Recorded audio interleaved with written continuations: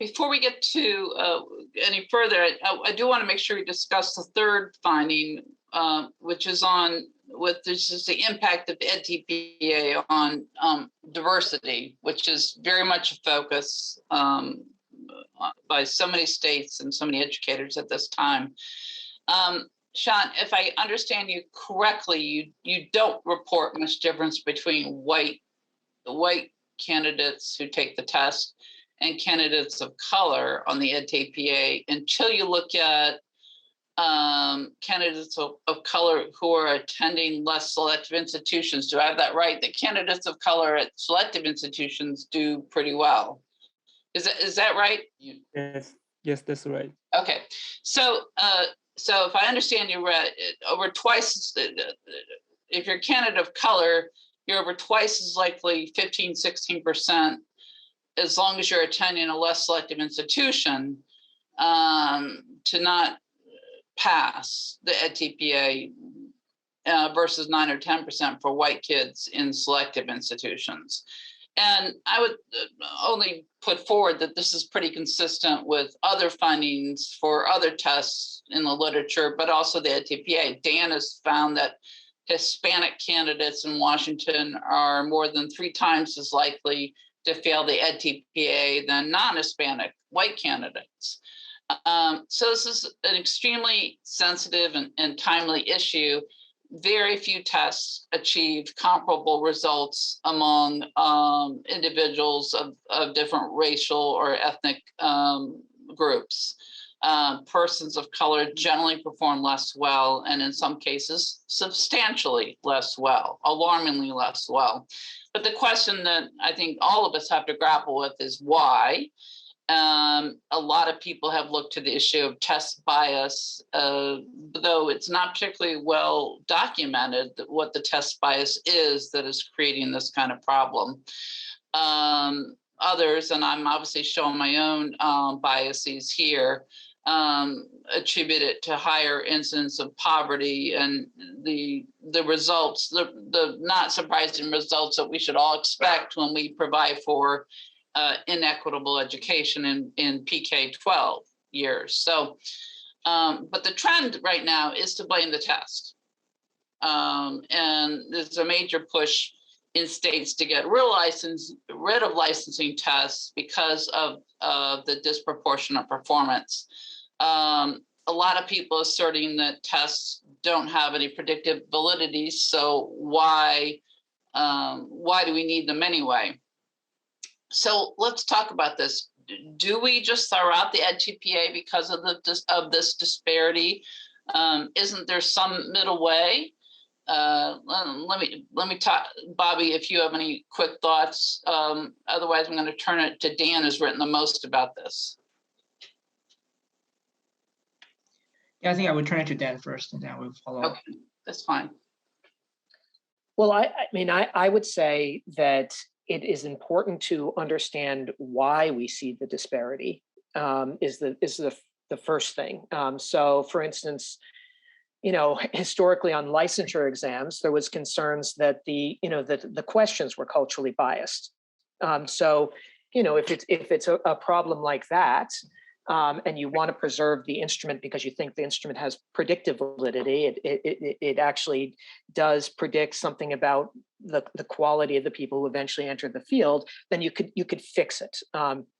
And with the edTPA, I'll say that one concern that I have is that to some extent, the edTPA is likely to be a reflection of the classroom in which you did your student teaching. And that shows up on teacher evaluations, that it's very hard to parse what is about the contribution that teachers are making to the class and separate that from the nature of the classroom that is being taught. And, you know, and that is an important distinction. So I guess I'll just throw all that out there.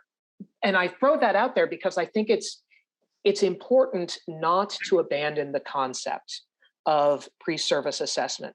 And it's not to abandon the concept of learning and connecting what goes on pre-service with what happens in service. So I don't have any, you know, dog in the hunt when it comes to this particular instrument, but I am taken by Cap's argument that it's good to have a kind of a common language. And I think it's a perfectly reasonable thing for states to want to do something. In fact, they're obligated to try to guarantee a certain level of quality for people who are entering the workforce. And so I think we have to think about, well, what are the instruments, what are the requirements that are available to states, and think about what are the best of those. So I like the idea of improvement rather than sort of tossing the whole notion. The last thing I would say is just to wind back around to Kate's point about adverse impacts, the fact that that people of color are less likely to pass the assessment.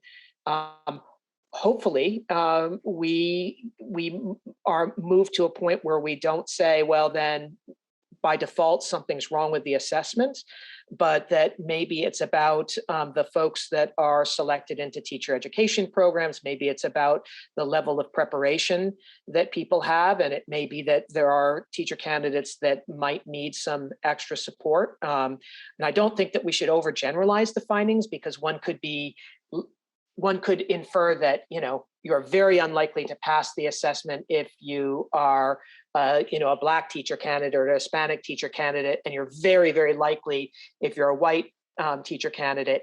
And there are definitely differences, but they aren't, it's in the eye of the beholder as to how big are the differences and how stark are they. But I just think it can be dangerous talking about these kinds of delicate subjects that the audience could walk away thinking that, oh, Black teacher candidates just typically don't pass. And that's not the case either. So those are my thoughts about, improve it, don't necessarily end it. And that we need to think about the reasons why we see the results that we do.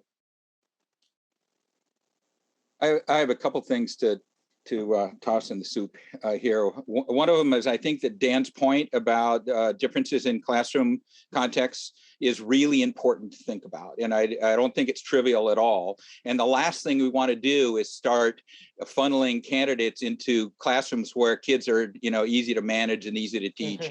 Because that's not how you learn to teach in the kinds of settings that really need the best teachers. So I think the solution there is more at the level of policies around how we use the data and who uses the data. So I think if we localize decisions about edTPA passing, that might be one strategy for putting the decision closer to the people that know the context and are in a better position to interpret the effect of differences in performance conditions on testing outcomes, like with the edTPA. So that's one thing I wanted to mention. The other thing is there's a really interesting study that was done a couple of years ago by Williams, Hart, and Algozine, where they actually examined the perceptions of pre-service teachers around their readiness to take the edTPA. And what they found was that white students and Black students differed in their expectations for passing. Black students actually thought they were more likely to pass than the white students thought. But when the data rolled in, the Black students passed at a lower rate than the white students. Now, I don't know what's going on there. Mixed methods research might help us dig into that and understand that better. But it does occur to me that there's something that going on there with the kind of interactions that faculty and supervisors, et cetera, may be having with students that are not being direct and honest with them about their preparation. So my big question is, why are Black students arriving at the test thinking they're going to pass when they don't? And I'd like to know the answer to that question. And I think the only way you get at that really is with carefully designed case studies, and I think they used some survey measures in that particular study that were useful also. So I'm not going to say that much about the specific methodology, but I just think that this is a really interesting example that suggests that it would be a very bad idea to throw away the measure that may be signaling problems in program preparation. So let's throw away the edTPA, and now we don't know any longer that Black students are having this different kind of experience in their preparation program that leads them to expect they're going to pass this assessment when they're not. That's fascinating. We'll put the link to that paper and a couple of the other papers that were cited over the course of the hour. We'll put that in the video description, but that's really interesting.